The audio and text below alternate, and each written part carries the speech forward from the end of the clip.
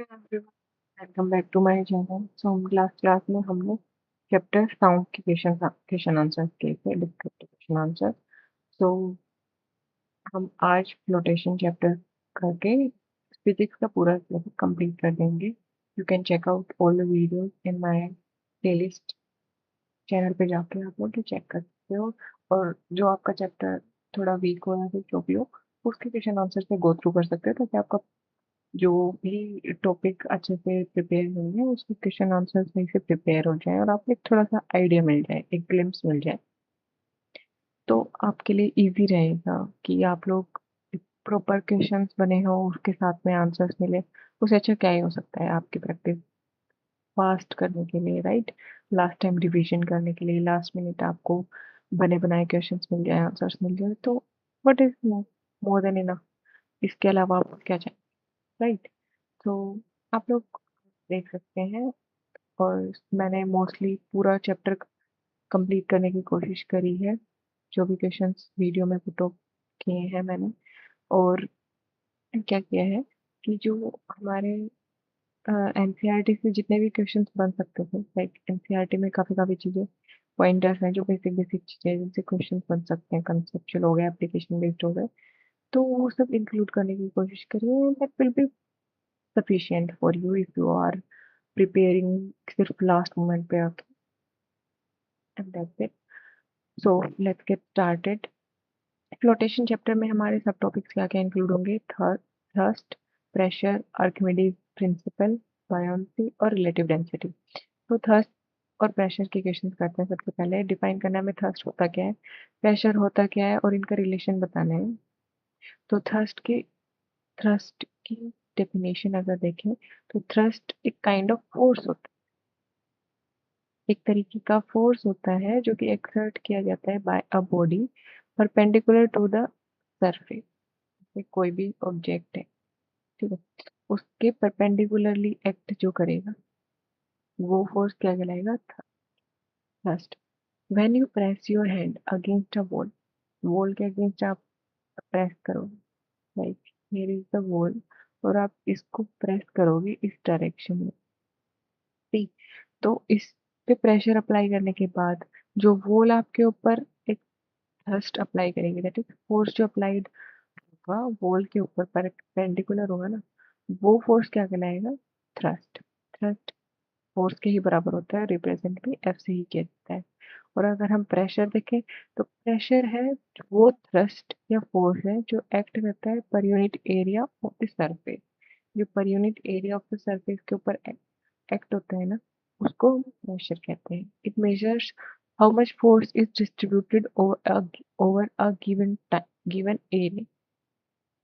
कि प्रेशर बताता है कि कितना फोर्स डिस्ट्रीब्यूट हो रहा है गिवन एरिया के अंदर, ठीक है? तो ये प्रेशर है वो मेजर करता है। तो प्रेशर का फॉर्मूला क्या आएगा? फोर्स पर यूनिट एरिया, जो हमने जैसे इसकी डेफिनेशन पर में पढ़ा, दैट इज फोर्स अपॉन में एरिया। जहाँ पे ये बता दिया मैंने कि पी क्या होता है, प्रेशर है हमारा, फिर एफ इज थ्रस्ट वाला फोर्स, और एरिया है ए, जो कि फोर्स हम एक्ट करता है। इन दोनों के बीच में रिलेशन देखिए, तो कंसीडर करो एक सरफेस जिसका एरिया ए है। मान लो ये सरफेस लेट कर लो जिसका एरिया है हमारा ए। जो रेगुलर अगर मेरी वीडियो देखते हो उनको पता होगा कि मेरी ड्राइंग थोड़ी सी खराब है, क्योंकि I have know that much gadget gadgets वगैरह इतने नहीं है कि मैं आपको प्रॉपर तरीके से ड्रॉ करके दिखा पाऊंगी। बाकी मैं फुल ट्राई कर रही हूँ क्योंकि आप लोग समझ पाए।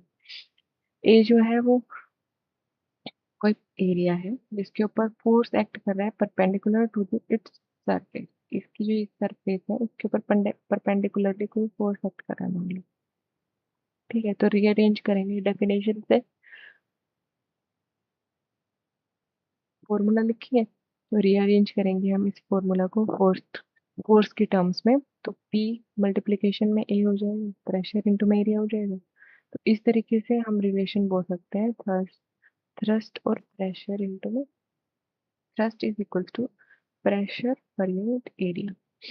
तो ये रिलेशन शो करता है कि pressure is the intensity of thrust ये इंटेंसिटी प्रेशर क्या है, इंटेंसिटी बताते हैं कि थ्रस्ट की, कि कितना फोर्स ऑब्जेक्ट पे लग रहा है, राइट। वाइल जो थ्रस्ट है ना, वो टोटल फोर्स ऑब्टेन होता है जब प्रेशर एक्ट करता है किसी एरिया। तो इसमें टर्म्स बदल जाते हैं ना, जैसे इसके अगेंस्ट यहाँ पे आई प्रेशर और एरिया, तो ये इस पे डिपेंड होगा। और अगर प्रेशर प्रेशर का देखें तो ये फोर्स पर यूनिट एरिया पे डिपेंड करेगा, and that is also written over here. But आपको जितना पता है तो उसको एक्सप्लेन करना आपको सही से आना चाहिए। नेक्स्ट क्वेश्चन है, why does a sharp knife cut better than a blunt. जो शार्प नाइफ्स होते हैं वो ज्यादा अच्छे से कैसे काट पाता है ब्लंट से, इसके पीछे जो कॉन्सेप्ट यूज होता है प्रेशर का, हमें वो एक्सप्लेन करना है। व्हेन अ नाइफ कट, कोई भी नाइफ जब काटता है, because the force applied, four देखो नाइफ काटता कब है, जब आप फोर्स अप्लाई करते हो अपने हैंड से, क्योंकि ट्रांसमिट होता है उसकी जो शार्प एज होती है ना, उससे ऑब्जेक्ट के ऊपर। तो ये इफेक्टिवनेस ऑफ कटिंग है ना, वो डिपेंड करती है कि आप ऑब्जेक्ट के ऊपर प्रेशर कितना लगा पा रहे हो, राइट। तो ये कॉन्सेप्ट होता है किस पे बेस होता है, जो भी हमने फॉर्मूला पढ़ा, force is equals to pressure is equals to force पर यूनिट एरिया, राइट। तो इन दोनों के बीच में डिफरेंस किस तरीके से लिखेंगे, जो शार्प होता है नाइफ उसकी जो है वो स्मॉल एज होती है, ऑब्वियसली सबको पता है, और जिसके ऊपर सेम अप्लाइड फोर्स होता है, और एरिया छोटा रहता है, क्योंकि शार्प एज होगी। तो इन दोनों का कंपैरिजन फॉर्म में लिखा हुआ है कि एरिया स्मॉल होएगा लेकिन फोर्स हम सेम ही अप्लाई कर रहे हैं, तो प्रेशर ज्यादा हो जाएगा, है ना। किस तरीके से, pressure is equals to force upon में एरिया होता है ना। तो इस तरीके से अगर हमारा फोर्स सेम ही रहा, दैट इज कांस्टेंट है दोनों केसेस में, अगर हम, और एरिया एक में स्मॉल है क्योंकि शार्प वाले में एरिया ऑब्वियसली स्मॉल होगा, तो ये वैल्यू जितनी छोटी होगी ये उतना बड़ा हो जाएगा ना, तो प्रेशर उतना ज्यादा लगाना पड़ेगा, और एरिया जितना कम होगा तो लार्जर, ये आप समझ गए, तो प्रेशर लार्ज लगाना पड़ेगा। Large pressure easily overcomes the resistance of the material so it cuts better. और अगर हम मान लें कि हमारे पास लार्ज एच का एरिया और सेम ही फोर्स अप्लाई कर रहे हैं, तो एरिया ज्यादा हुआ, तो प्रेशर स्मॉल बना पाएंगे हम, मतलब प्रेशर इतना एक्ट नहीं कर पाएगा उस एरिया पे, तो स्मॉलर, अगर स्मॉल प्रेशर लगेगा ज्यादा, अगर एरिया है तो वो सफिशिएंटली कट नहीं दे पाएगा नाइफ से। तो कंक्लूड कर सकते हैं हम कि जो शार्प नाइफ होता है वो cut better than a blunt one, because pressure is inversely proportional to the area of contact. तो जो प्रेशर होता है ना वो एरिया और कांटेक्ट के इनवर्सली प्रोपोर्शनल होते हैं, इसी वजह से अगर स्मॉल एज एरिया होगा तो ज्यादा प्रेशर लग जाएगा उस एरिया से। आप किसी भी सरफेस पे प्रेशर लगाओगे तो वो डिस्ट्रीब्यूट भी तो होगा ना, लाइक एक आप अ, चाकू है उसको हाथ पे शार्प नाइफ शार्प एज की तरफ अपने हाथ पे रखो, है ना, और एक नॉर्मली रख दो, इधर एक अगर नॉर्मल मतलब वो दूसरी डायरेक्शन से रख दो जो फ्लैट है, तो यहाँ पे एरिया ज्यादा हो जाएगा, तो कितना ही प्रेशर लगाओ आपको पेन तो नहीं, लेकिन इधर के साइड पे लगाओगे तो इधर से प्रेशर डिस्ट्रीब्यूट भी तो होगा, जितना ज्यादा उसको एरिया मिलेगा उस बेसिस पे। नेक्स्ट क्वेश्चन है न्यूमेरिकल बेस्ड, एक ब्लॉक है हमारे पास जिसका डायमेंशन दी हुई है हमें, ये क्यूबॉइड शेप है, समझ में आ गया। कैलकुलेट करना है कि कितना प्रेशर एक्सर्ट करेगा ग्राउंड के ऊपर अगर उसकी ब्लॉक का वेट है 80 न्यूटन, ठीक है। तो इसमें हमारे पास डाटा क्या है, 40 सेंटीमीटर, 20 सेंटीमीटर, 10 सेंटीमीटर, तो वेट ऑफ ब्लॉक लिख दिया हमने 80 न्यूटन। तो फोर्स का फॉर्मूला यूज करते हुए हम तीनों फेसेस में निकालेंगे, हम यूं नहीं कह सकते कि एक फेस ले लिया हमने और उसका बता देंगे, नहीं, हमारे पास तीन फेस लिए जाएंगे जो कि इक्वल रहेंगे, तीन ही फेस दे सकते हैं ना, बाकी तो सेम हो जाएंगे सेम एरिया के। तो ये क्यों बोल रहे हैं, एक हम ये फेस लेंगे, हम्म, और एक ये वाला फेस पे रख लेंगे, और एक ये वाला। तो पॉसिबल बेस एरियाज क्या क्या हो सकते हैं, these are mentioned over here, कि एक साइड हमारी, ये मान लो एक दोबारा क्यूबॉइड बना ही लेते हैं। अगर ये हमारा क्यूबॉइड है,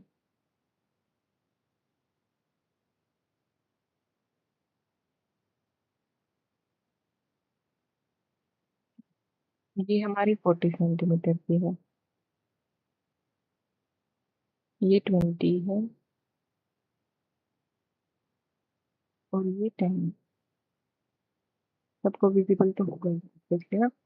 तो अगर हम इसको इस एरिया को यूज करते हुए रखेंगे तो ज्यादा एरिया होगा, है ना। तो इससे क्या होगा, प्रेशर हमें एक्सर्ट कितना, इक्वल अगर प्रेशर फोर से लगाएंगे तो प्रेशर इसमें अलग लगेगा। इस अगर एरिया अलग है तो प्रेशर अलग लगेगा ना। तो यहाँ पे अलग लगेगा, यहाँ पे अलग लगेगा, और यहाँ पे अलग लगेगा।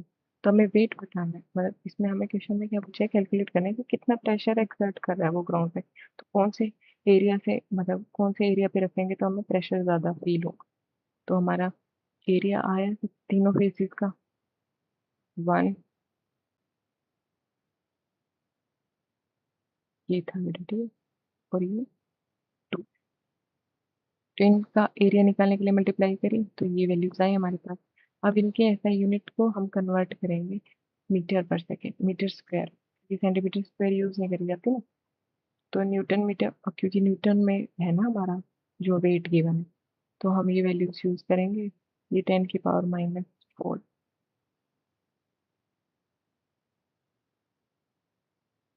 तो हमारे पास ये इनका एरिया आ जाएगा ऐसा यूनिट के हिसाब से, क्योंकि न्यूटन में है ना चीजें। हम इसको फिर प्रेशर वाले फॉर्मूलाज में वैल्यू पुट करेंगे। इसमें फोर्स अपॉन में एरिया, 80 अपॉन में 20.7। तो इसमें यहाँ पे क्या क्या वैल्यूज आएंगे हमारी, एक में इतना प्रेशर आएगा, एक में इतना, एक में इतना। तो हमारा थर्ड फेस में जो सबसे छोटा फेस है, राइट, जो सबसे छोटा फेस है, ये वाला, जो ये वाला एरिया, इसमें सबसे ज्यादा प्रेशर एक्सर्ट होगा। अगर कंपेयर भी करें हम, तो प्रेशर डिपेंड करता है कि वो फेस जो कि कॉन्टेक्ट है ग्राउंड में उसके साथ। तो हमारा फेस, इसका एरिया, इसका एरिया, इसका एरिया, तो ये हमारा प्रेशर इन पास्कल हो जाएगा।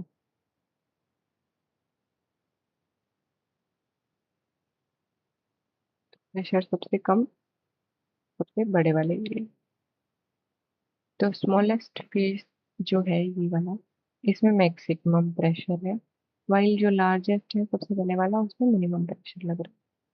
Fine, easy. नेक्स्ट क्वेश्चन है, why is it easier to walk on soft sand. Soft sand पे चलना ज्यादा आसान क्यों होता है फ्लैट शू में, देन दी हाई हील्स। लड़कियों को तो पता ही होगा ये किस तरीके से प्रॉब्लम फील होती है।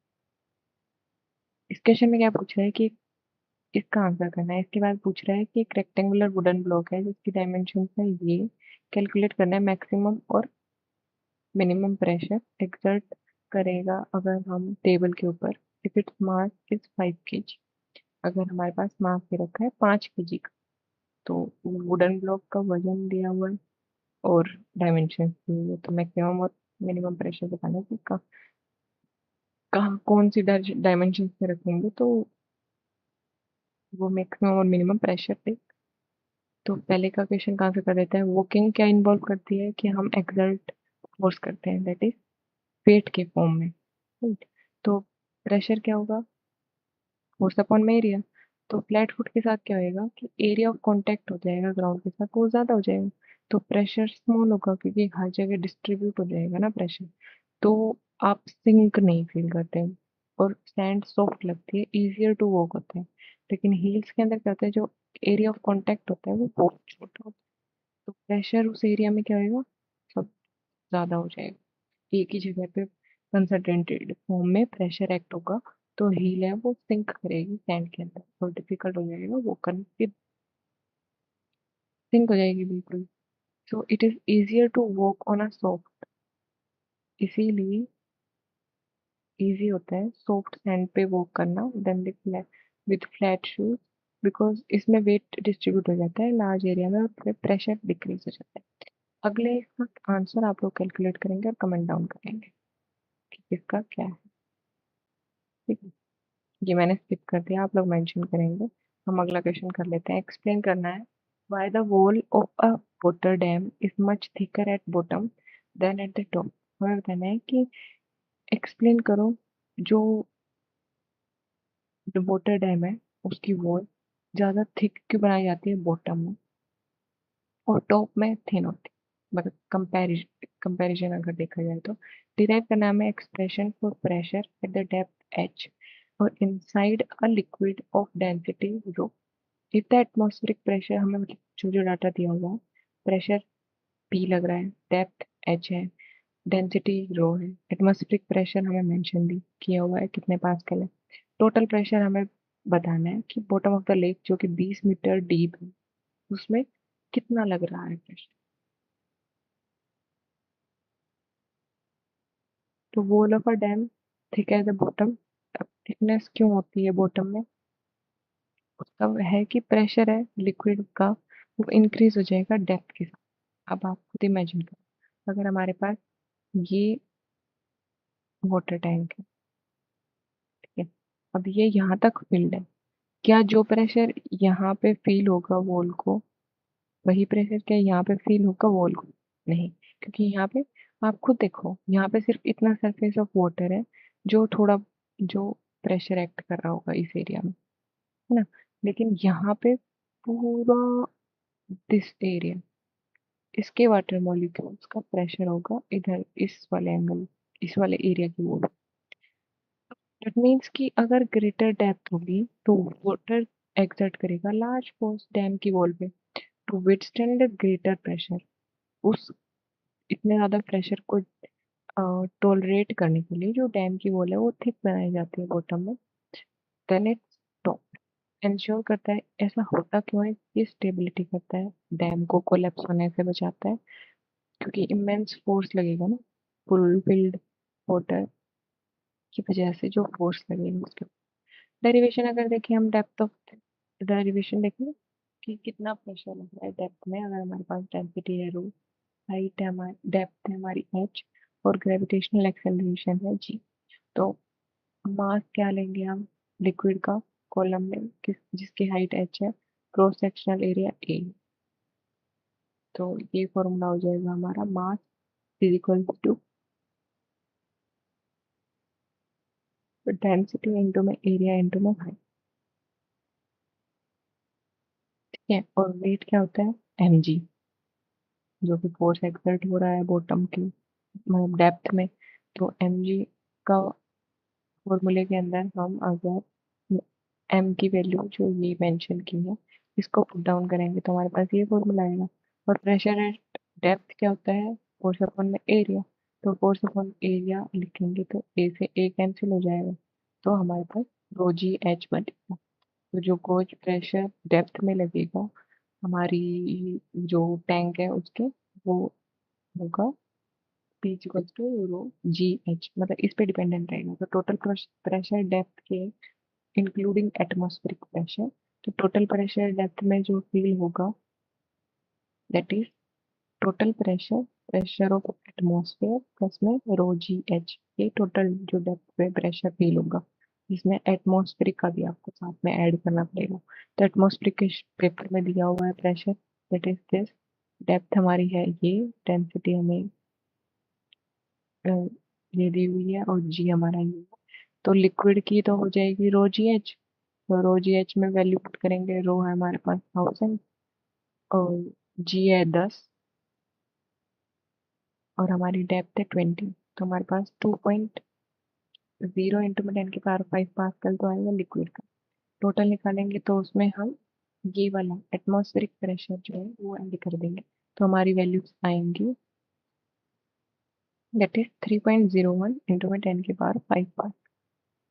तो कंक्लूड किस तरीके से करेंगे कि हमारा एक्सप्रेशन क्या सॉल्व हो गया है कि pressure is equal to rho ji h और टोटल डेप्थ पे कितना प्रेशर फील होगा अगर 20 मीटर का हमारा टैंक है, दैट इज टोटल बताना है एटमॉस्फेरिक वर्क का मेंशन करके।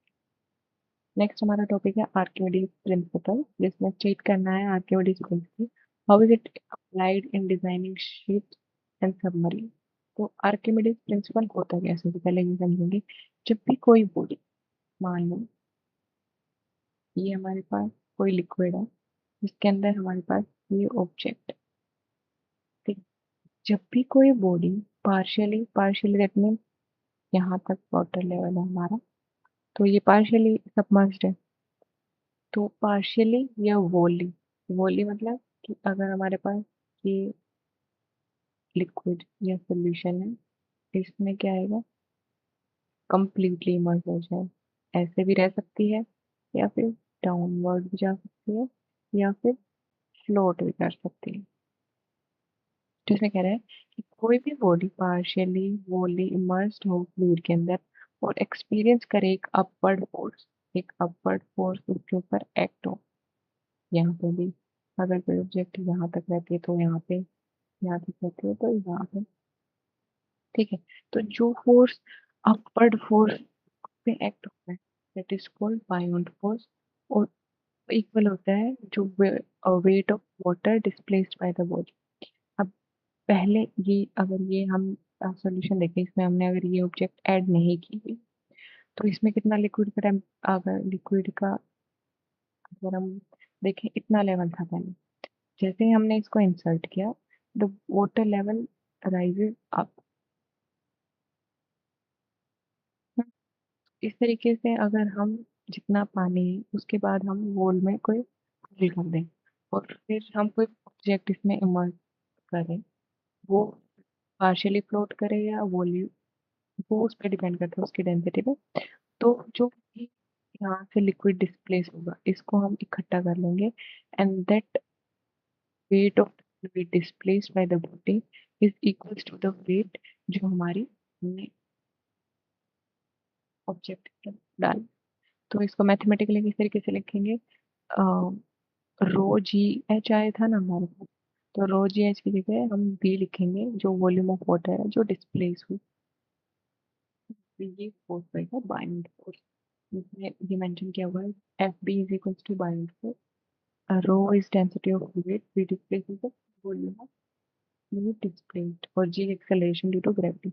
इसकी एप्लीकेशन कहाँ कहाँ यूज होती है, जो शिप्स मेड होती है मटेरियल की, वो डेंसर होता है। जैसे आपको पता होगा कि आपके पास कोई भी लिक्विड है मान लो, उसमें अगर आप कोई भी नेल, आयरन नेल डालोगे, क्या वो फ्लोट करेगी? नहीं करेगी, भी और लो, वो नीचे जाके सिंक हो जाएगी।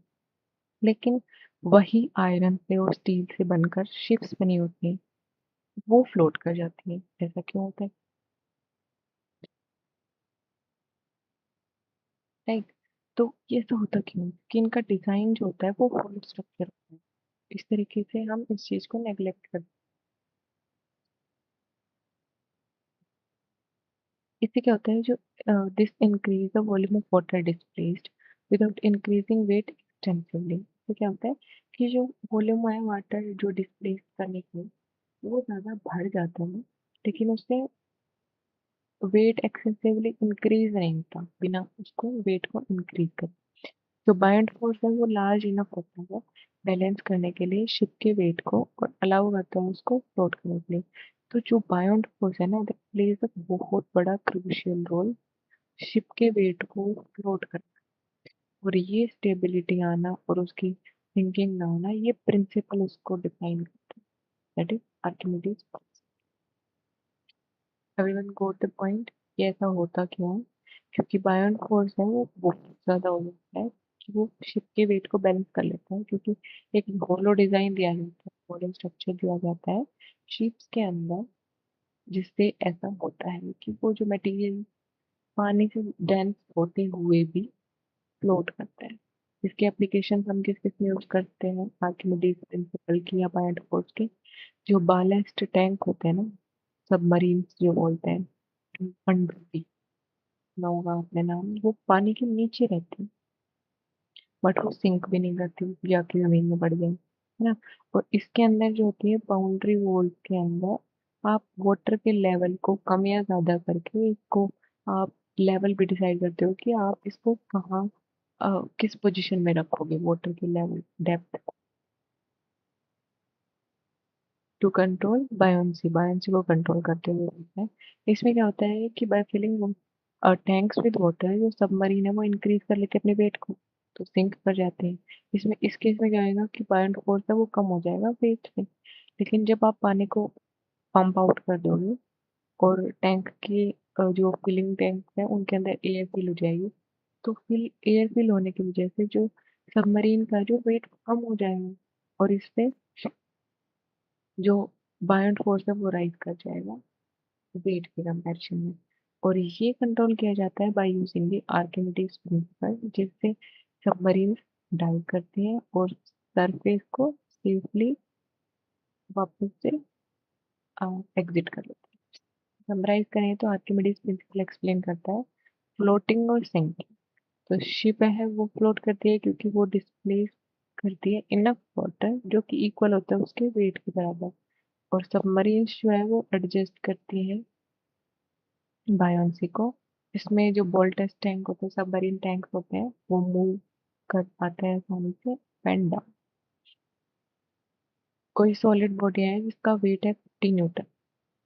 इक्वेशन गिवन है हमसे कि 50 न्यूटन सॉलिड बॉडी का वेट है और 30 न्यूटन जब वो कम्प्लीटली इमर्ज होता है वाटर के अंदर तो वो वेट करता है 30 न्यूटन। कैलकुलेट करना है बायोंट फोर्स जो उस बॉडी के ऊपर एक्ट कर रहा है और वॉल्यूम ऑफ बॉडी, बॉडी की वॉल्यूम क्या है, और बताना है कि हमें कैलकुलेट क्या करना है बायोंट फोर्स। जिसका हमने फॉर्मूला क्या पढ़ा था बायोंट फोर्स का, F B is equals to rho G और वॉल्यूम डिस्प्लेस्ड होता है। तो हमें क्या क्या गिवन है, ये सब चीजें गिवन है। इससे सबसे पहले हम बायोंट फोर्स निकालेंगे। बायोंट फोर्स सीधा सीधा निकल जाएगा। जो हमारे पास वेट एयर में है और वेट वाटर में है, उसको माइनस करेंगे तो हमारे पास बायोंट फोर्स डायरेक्टली आ जाएगा। तो loss of weight in water is equals to the buoyant force. Volume of body अगर निकालेंगे तो ये वाला फॉर्मूला यूज करेंगे। और इसमें वॉल्यूम साइड में लेफ्ट हैंड साइड लेके हम एफ भी हमने जो निकाल लिया है, रो और जी की वैल्यू हमें पता ही है, तो वैल्यू पुट करेंगे तो वॉल्यूम डिस्प्ले क्या होगी 0.02 मीटर क्यूब। कंक्लूड करके हम बता देंगे कि भाई कितना बायोंट फोर्स लग रहा है और कितनी वॉल्यूम ऑफ बॉडी, वाटर मतलब डिस्प्लेस वॉल्यूम, बॉडी की वॉल्यूम बता सकते हैं। डिस्क्राइब करो एक्सपेरिमेंट की जिसमें वेरीफाई करें हम आर्किमिडीज प्रिंसिपल स्प्रिंग बैलेंस को यूज करते हुए, स्टोन को यूज करते हुए और डिस्प्लेसमेंट कैन। इसकी एप्लीकेशन और इसके एप्लीकेशन बताएंगे कि इसका डिजाइन किस तरीके से शिप्स और मरीन में यूज होता है। तो इस एक्सपेरिमेंट को यूज करने के लिए स्प्रिंग बैलेंस यूज होगा, स्टोन, डिस्प्लेसमेंट कैन और मेल्टिंग जॉब। प्रोसीजर किस तरीके से होगा, सस्पेंड करेंगे हम स्टोन को एक स्प्रिंग बैलेंस, राइट। हमारे पास एक स्प्रिंग बैलेंस है, इसके ऊपर हम एक स्टोन को सस्पेंड कर दें। अब इसका वेट एयर के अंदर हम नोट करेंगे, फिर फिल करेंगे उसका डिस्प्लेसमेंट कैन विद वाटर। वो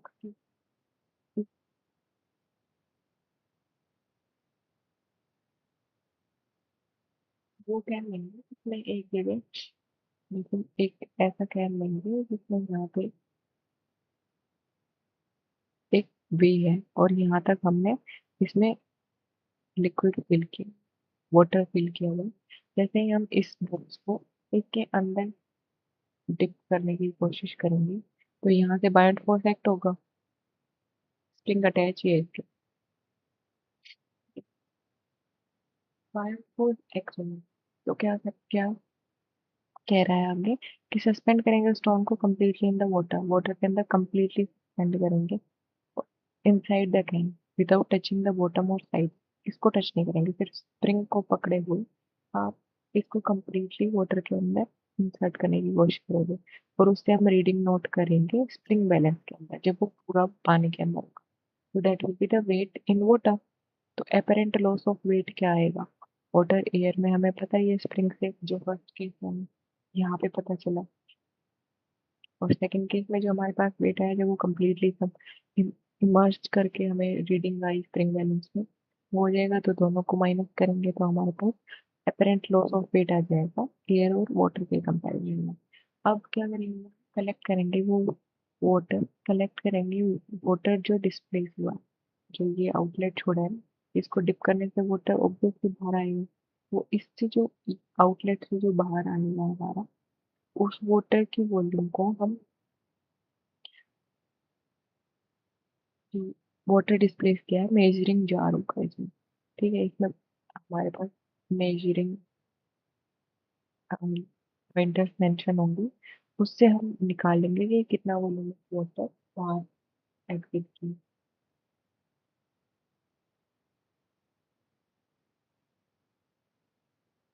तो यहाँ से हमें पता चलेगा कि कितना वाटर डिस्प्लेस हुआ है और उसका वेट करेंगे। तो वेट ऑफ जो वाटर डिस्प्लेस आएगा हमारे पास डब्ल्यू डिस्प्लेस, कंपेयर करेंगे हम लॉस ऑफ वेट टोन का, जो कि बराबर होगा वेट ऑफ डिस्प्लेस्ड वाटर। तो हमारे पास ऑब्जर्वेशन क्या आएगी कि weight of in air minus weight in water that will be equal to weight displace, मतलब कितने वॉल्यूम डिस्प्लेस हुई के बराबर उसका लॉस ऑफ वेट स्टोन का पानी के अंदर। ठीक है, एयर के कंपैरिजन में। आगे हमारा है कि प्रैक्टिकल एप्लीकेशन क्या क्या है। शिप्स में डिजाइन करने के लिए हमने अभी इसका डिस्कशन किया कि बिल्ड करते हैं होलो एरिया शिप्स के अंदर, तो जिससे क्या होगा कि वो डिस्प्लेस करेगा लार्ज वॉल्यूम ऑफ वाटर को, एंश्योर करेगा बायोंट फोर्स जो कि बैलेंस करेगा उसके वेट को। डिजाइन सबमरीन में, सबमरीन जो होते हैं वो टैंक होते हैं वो कंट्रोल करते हैं डिस्प्लेसमेंट ऑफ वाटर, एडजस्ट करने के लिए बायोंसी, सिंक्रोनाइज करने के लिए। जैसे पानी अंदर ले लिया, वेट इंक्रीज हो गया तो वो डाउनवर्ड डेप्थ में चली जाएगी। वाटर को आउटलेट बाहर निकाल दिया तो उससे क्या होगा कि वेट कम हो जाएगा तो वो राइज अप हो जाएगी अंदर, या फिर यहाँ पे जा सकती है वो डेप्थ में। हाइड्रोमीटर में किस तरीके से यूज करते हैं, ये इंस्ट्रूमेंट यूज करते हैं बेस्ड ऑन आर्किमिडीज प्रिंसिपल, जिसमें क्या होता है कि फ्लोट करता है डिफरेंट लेवल पे, डिपेंड करता है क्योंकि लिक्विड की डेंसिटी पे। जरूरी नहीं है कि आप यहाँ पे वाटर लें, इस इंस्ट्रूमेंट में क्या यूज होता है कि लिक्विड की डेंसिटी पे डिपेंड करेगा कि किस में यूज होगा। प्योरिटी ऑफ मिल्क देखनी हो या अल्कोहल की कंसंट्रेशन अगर हमें नापनी हो तो हम हाइड्रोमीटर का यूज करेंगे, जो कि यूज करता है आर्किमिडीज प्रिंसिपल के बेसिस पे वो वर्क करते हैं। समराइज करेंगे तो आर्किमिडीज जो प्रिंसिपल है वो वेरीफाइड है experimentally by showing the loss of weight of a body in water equals to the water of weight of water displaced, right. And ये प्रिंसिपल क्रूशियल होता है इन और भी बहुत सारी चीजें। बायोन्सी क्या, बायोन्सी क्या होती है, तो बायोट फोर्स हमें एक्सप्लेन करना है ये किस दो फैक्टर पे डिपेंड करता है। और आयरन नील क्यूब सिंक कर जाती है पानी के अंदर, लेकिन आयरन की शिप फ्लोट करती है। प्रिंसिपल ऑफ फ्लोटेशन बताना है, आगे क्वेश्चन दिया हुआ है वो हम। तो सबसे पहले थोड़ा सा की डेफिनेशन समझ लेते हैं, आप इलेबोरेट करके भी लिख सकते हो पेपर, बाकी जितना भी लिखोगे तो मोर देन सफिशिएंट भी मेंशन करने की कोशिश करिए, याद रख पाओगे तो बहुत अच्छी बात है। क्या आता है? तो बायोट फोर्स क्या होता है, एक अपवर्ड फोर्स जो कि लिक्विड या जो फ्लूइड है वो एक्सर्ट करता है, हम बॉडी उसमें इमर्ज करने की और कोशिश करते हैं उसके ऊपर इमर्ज करने की कोशिश करोगे पानी के अंदर।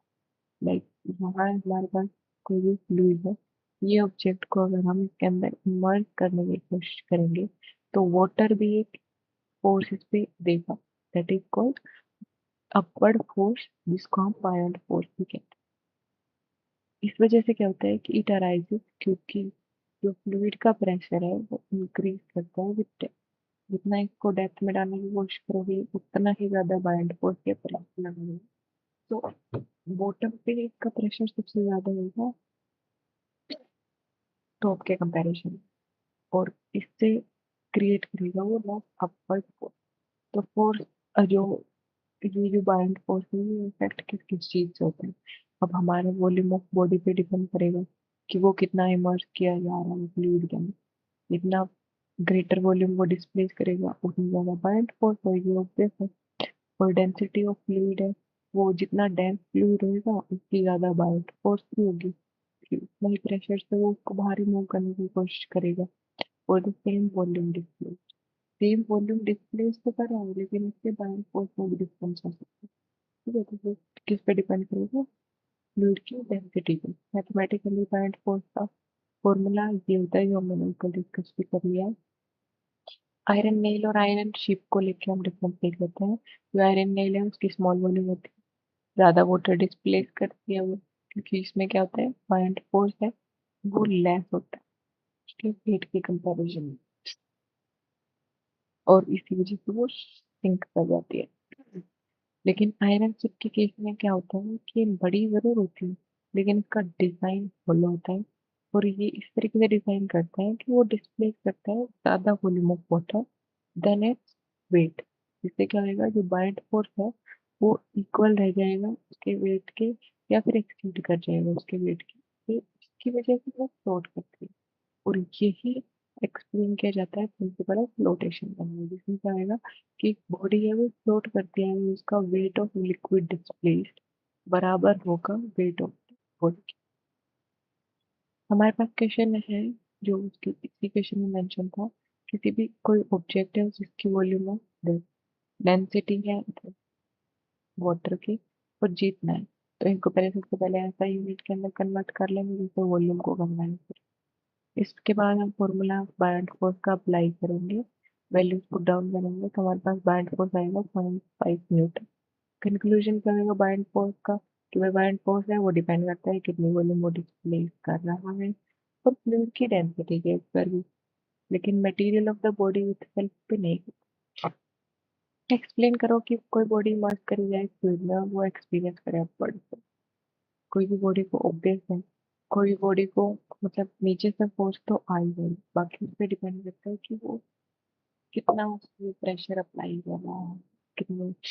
तो एक बॉडी, कोई भी बॉडी है वो इमर्स करी जाए फ्लूइड की, तो वो एक्सपीरियंस करती है अपवर्ड फोर्स, बायन्ट फोर्स, और बिकॉज ऑफ द वे जो फ्लूइड प्रेशर है वो वेरी करता है डेप्थ के साथ, तो डेप्थ जितनी ज्यादा होगी तो ज्यादा प्रेशर अपवर्ड फोर्स भी लगाएंगे, तो कोई भी फ्लूइड है उसमें प्रेशर वो इंक्रीज करता है डेप्थ के साथ।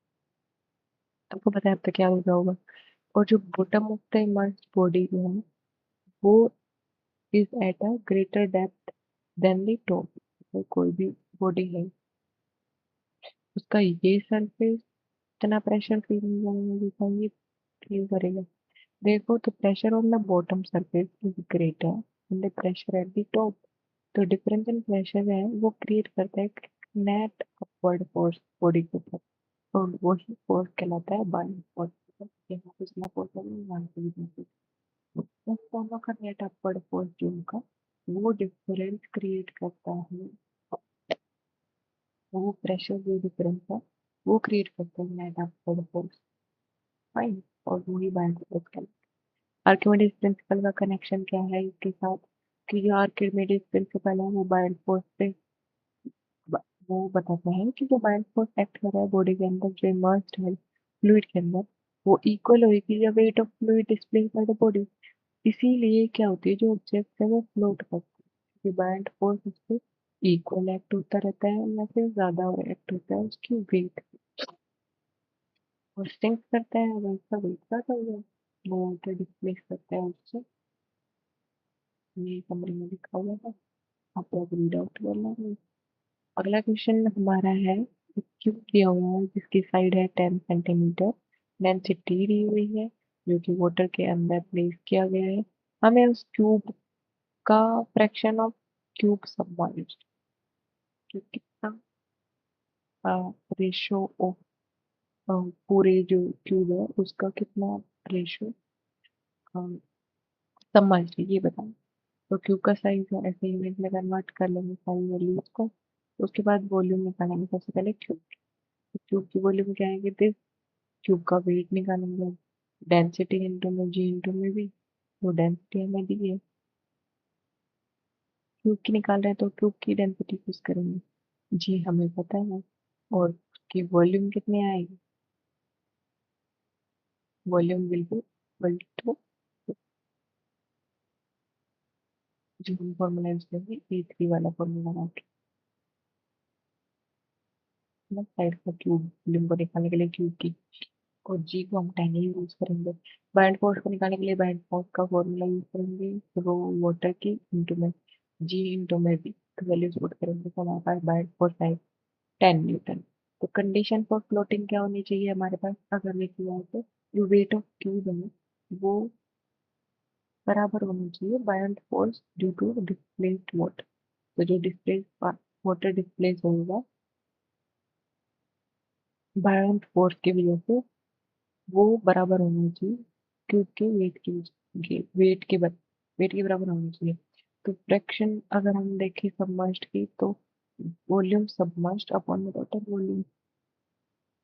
तो वाटर की अगर हम वेट देखें हम तो वेट का फॉर्मूला क्या आएगा, रो वाटर जी इंटू में वॉल्यूम सबमर्ज्ड। तो वैल्यूज पुट करेंगे जो जो हमारे पास है। तो सबमर्ज्ड वॉल्यूम बता देगा हमारे पास कि कितना वॉल्यूम सबमर्ज्ड हुई है। तो हमारे पास आएगी 8/10,000 WB। तो फ्रैक्शन ऑफ सबमर्ज्ड निकालने के लिए हम टोटल वॉल्यूम के साथ इसको डिवाइड करेंगे। तो वॉल्यूम सबमर्ज्ड अपॉन में वॉल्यूम में जो भी हमारे पास वो क्यूब है उसका, तो हमारे पास वैल्यू आएगी इतने फ्रैक्शन जो है वो सबमर्ज्ड रहेगी, that is 80% of its volume submerged in water. ये क्लासिक डेमोन्स्ट्रेशन है प्रिंसिपल ऑफ फ्लोटेशन का। फ्रैक्शन है वो सबमर्ज्ड का जो है वो डिपेंड करता है ratio of object density to fluid density. Hence जो क्यूब है डेंसिटी का अपॉन में density of water is equal to 100, which is directly gives the submerged fraction। Directly दे देगा सबमर्ज्ड फ्रैक्शन क्या है। नेक्स्ट पॉइंट आता है हमारा रिलेटिव डेंसिटी क्या है। रिलेटिव डेंसिटी वो डेंसिटी होती है जिसमें रेशियो होता है density of substance to the density of water at 4 degree Celsius. It is the common important point, 4 degree Celsius पे होता है। रिलेटिव डेंसिटी क्या होगी, डेंसिटी ऑब्जेक्ट की अपॉन में डेंसिटी वाटर की। ये रेशियो है तो इसकी वजह से सेम वैल्यू का अप एंड डाउन है तो इसकी कोई यूज नहीं। डिटरमाइन करना है यूजिंग कि how it can be determined using Archimedes principle. तो आर्किमिडीज प्रिंसिपल क्या कहता है हमारा, loss of weight of body in fluid is equal to weight of the fluid displaced. तो एक्सपेरिमेंटल मेथड से अगर हम इसको एक्सप्लेन करें तो मेजर करेंगे weight of body in air using spring balance, जो हमने अभी पहले भी किया था। मेजर करेंगे वेट ऑफ बॉडी जब हम इसको फुल्ली इमर्ज करेंगे वाटर के अंदर। इन दोनों को सब्ट्रैक्ट करेंगे तो हमारे पास क्या आएगा, वेट ऑफ वाटर डिस्प्लेस्ड जो कि बराबर होगा बायोट फोर्स। रिलेटिव डेंसिटी अगर दी हुई हो तो रिलेटिव डेंसिटी किसकी इक्वल होगी, water weight of air upon में weight of air minus weight of water. तो रिलेटिव डेंसिटी शुड बी, अगर इनके ज्यादा होती है एक से, इसको सोल्व करने से ये वाले फॉर्मूले से सॉल्व करने में, तो ऑब्जेक्ट तो है वो सिंक कर लेगी। मतलब रिलेटिव डेंसिटी हायर हुई सिंक करेगा, रिलेटिव डेंसिटी 1 से कम हो तो ऑब्जेक्ट फ्लोट करेगा वाटर पर। तो इस तरीके से हम कह सकते हैं कि जो आर्किमिडीज प्रिंसिपल है वो प्रोवाइड करता है एक simple way to determine relative density, उनका वेट एयर में और loss of weight in water में कंपेयर। अगला क्वेश्चन आता है हमारा, एक सॉलिड है जिसका वेट है 40 ग्राम एयर के अंदर और 30 ग्राम होता है जब वो वाटर में सबमर्ज करते हैं। तो डायरेक्टली हमारा आ जाएगा कि कितना वेट ऑफ वाटर डिस्प्लेस किया है, 10। तो 10 ग्राम तो हमारा लॉस ऑफ वेट आ गया, और फिर कितना बाय फोर्स पे लगे, रिलेटिव डेंसिटी में इसका वैल्यू रखेंगे हम। तो ये गिवन है 40, अब 40 माइनस 30 वैल्यू पुट करेंगे तो हमारे पास आएगा आंसर 4। तो रिलेटिव डेंसिटी सॉलिड की 4 है, that means it is greater than the water. जब 4 टाइम्स है ये डेंसर देन वाटर, जिससे कि एक्सप्लेन होता है कि ये ऑब्जेक्ट है वो सिंक करेगा और हम इसको वाटर के अंदर प्लेस करें। रिलेटिव डेंसिटी डिफाइन करो, जो हमने अभी डिफाइन करी है कि वो ratio of density substance to the density of water at 4 degree Celsius. इसकी यूनिट क्यों नहीं होती भाई, क्योंकि दोनों न्यूमरेटर और डिनोमिनेटर में डेंसिटीज ही हैं, तो इससे यूनिट्स कैंसिल आउट हो जाएंगे और प्योर रेशो हो जाएगा हमें। रिलेटिव डेंसिटी की इसकी वजह से कोई यूनिट नहीं। डेंसिटी कुछ हमें गिवन है, आगे इसके बारे में जानकारी दिया है रिलेटिव डेंसिटी हमें दे रखी है सिल्वर की 10.8, वाटर की दे रखी है 10⁻³ तो हमें बताना है कि what is the density of silver in SI unit.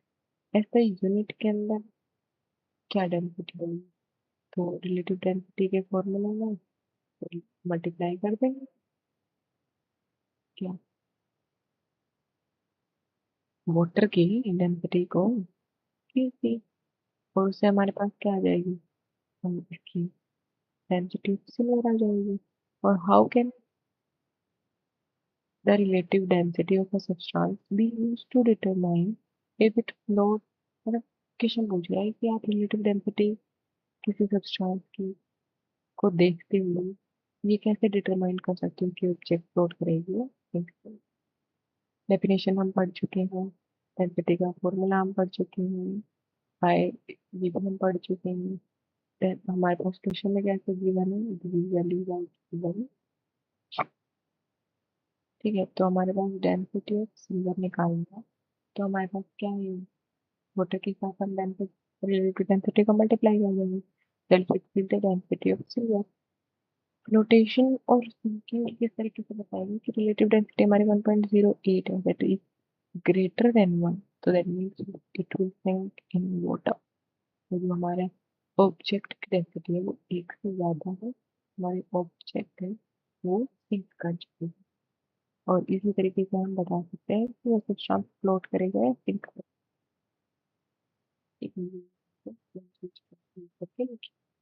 अगला क्वेश्चन हमारा क्या कहता है, एक्सप्लेन करो working of a lactometer used to test the purity of milk. Purity of milk use करने के लिए लैक्टोमीटर का यूज किया जाता है, इसका प्रिंसिपल बता दो हमें कि भाई किस तरीके से ये प्योरिटी मापी जाती है। और कोई भी सॉलिड बॉडी है जिसका मास 150 ग्राम है और वॉल्यूम 250 सेंटीमीटर है, उसको अगर पानी में फाइंड करनी है हमें उसकी डेंसिटी ऑफ द बॉडी, क्या बॉडी फ्लोट करेगी सिंक करेगी, अगर फ्लोट करेगी तो वॉल्यूम ऑफ बॉडी क्या होगी, क्योंकि outside the water. Working principle electrometer का क्या होगा कि एक इंस्ट्रूमेंट है, यूज करा जाता है प्योरिटी ऑफ मिल्क के लिए। तो ये आर्किमिडीज प्रिंसिपल में यूज होता है, उसमें क्या होता है कि बॉडी इमर्स करी जाती है फ्लूइड के अंदर और वो एक्सपीरियंस करती है upward force, that is a bound force which require जो कि इक्वल होना चाहिए weight of the fluid to flow। तो lactometer is a type of hydrometer calibrated for milk। Milk के लिए पर्टिकुलर कंफाइन किया जाए तो उसको लैक्टोमीटर बोल दिया जाता है। इसमें क्या होता है, जो प्योर मिल्क जिसकी स्पेसिफिक डेंसिटी होती है बोले इफ वाटर इज एडेड, अगर प्योर मिल्क के अंदर पानी ऐड किया होगा तो उसकी डेंसिटी डिक्रीज कर जाएगी, और अगर डेंसिटी डिक्रीज करेगी तो उसके ऊपर क्या होगा, लैक्टोमीटर है वो फ्लोट करेगा डिफरेंट लेवल पे depending on the density of milk. ये इंडिकेट करेगा कि वो कितना फ्लो। न्यूमेरिकल प्रॉब्लम दी हुई है, मास दे रखा है बॉडी का, वॉल्यूम दे रखी है और डेंसिटी पानी की दे रखी है। तो बॉडी की डेंसिटी क्या होगी सबसे पहले भी निकाल लेंगे, it is M by C. M हमारे पास क्या है, बेस वैल्यू, इसकी डिवाइड में वी वैल्यू, टू में ये पावर -3, तो हमारे पास -4 की वैल्यू के ऊपर जाएंगे तो हमारी वैल्यू हो जाएगी 600 kg/मीटर। क्या बॉडी जो ऑब्जेक्ट है वो फ्लोट करेगी या सिंक करेगी, तो इसके लिए हम कंपेयर करेंगे इन दोनों की डेंसिटी को। तो बॉडी की और वाटर की, तो अगर बॉडी की कम हुई तो values will be lesser denser then, मतलब एक से कम वैल्यू आएगी तो इसका मतलब क्या है कि जो ऑब्जेक्ट है वो फ्लोट करेगी। बोले वो बॉडी आउटसाइड वाटर, वाटर के आउटसाइड अगर हम कुछ बोल दें कि body, volume of the body, तो सबमर्ज फ्रैक्शन निकालेंगे डेंसिटी ऑफ बॉडी अपॉन में डेंसिटी ऑफ वाटर, तो 0.65 की वैल्यू हमारे पास रिलेटिव डेंसिटी। तो क्या मतलब होगा 6% ऑफ वॉल्यूम सबमर्ज, तो वॉल्यूम सबमर्ज्ड इनटू में 0.6 हमारा, ठीक है। ये वाली डिफरेंस रहेगी। हम मश वॉल्यूम को लिखेंगे, उसको 250 से मल्टीप्लाई करें, 250 हमारे पास क्या वॉल्यूम है, बॉडी। तो ये क्या होगा, ये वैल्यू फॉलो करेंगे। आउटसाइड वाटर में हमें देखे वॉल्यूम, तो वो कितनी आएगी, volume minus volume submerged, it will be 100 centimetre. तो डेंसिटी ऑफ बॉडी कंप्यूट करेंगे जाएगा, और बॉडी विल फ्लोट करेगी वाटर में, और volume outside water is equal to 5 centimetre. So thank you for watching the video. If you like the video, please like, share and subscribe. और आगे और ऐसी वीडियो देखने के लिए प्लीज डू मोटिवेट मी, ताकि मैं आपके लिए अच्छे से अच्छा कंटेंट क्रिएट करके आपको रिप्रेजेंट करती रहूँ, प्रेजेंट करती रहूँ सॉरी, और आपको हेल्प मिलती हुई। Stay tuned, thanks again.